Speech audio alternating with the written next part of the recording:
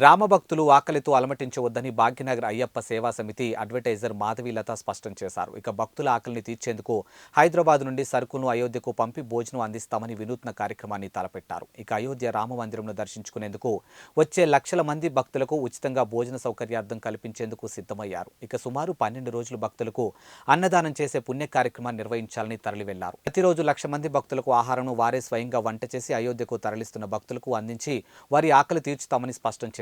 అందుకు సంబంధించినటువంటి ఆహార పదార్థాలను తరలించే వాహనంను మాధవీలత జెండా ఊపి ప్రారంభించారు.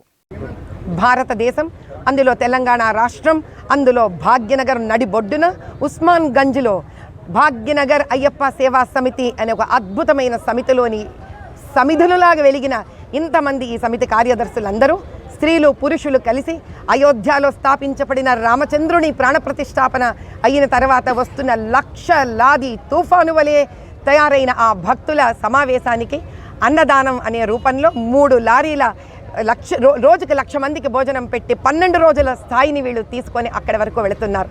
ఇది అందరూ అక్కడ హనుమాన్ గడిలో వీళ్ళందరూ ఉండి అక్కడ వంట చేసి ఈ సామగ్రితోటి అక్కడ ఉన్న భక్తులందరికీ ఆకలిని తీర్చే అన్నప్రసాదం కింద రామచంద్ర స్వామి దీన్ని మార్చాలని, ఇది ఇక్కడితో అన్నపూర్ణ తల్లిలాగా అనంతరం అఖండంగా నిలబడాలని చెప్పి ఎవ్వరూ కూడా అయోధ్యలోనే కాకుండా భారతదేశం మొత్తంలో సనాతన హైందవ ధర్మ భక్తులు ఎవరు ఇప్పటి నుంచి ఆకలితో ఉండకూడదని, అటువంటి అన్నమే ఇది ఇక్కడి నుంచి వెళ్ళాలని కోరుకుంటూ సీతారామచంద్ర ప్రభువులకు నేను సాష్టాంగ ప్రణామాలు చేస్తున్నాను.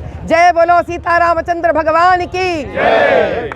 భాగ్యనగర్ అయ్యప్ప సేవా సమితి వాళ్ళ ఒక సలహాదారురాలుగా, వాళ్ళ శ్రేయోభిలాషిగా ఈ మహాభక్తి యజ్ఞంలో నాకు కూడా ఒక చిన్న పాత్ర ఇచ్చినందుకు చాలా సంతోషపడుతున్నాను.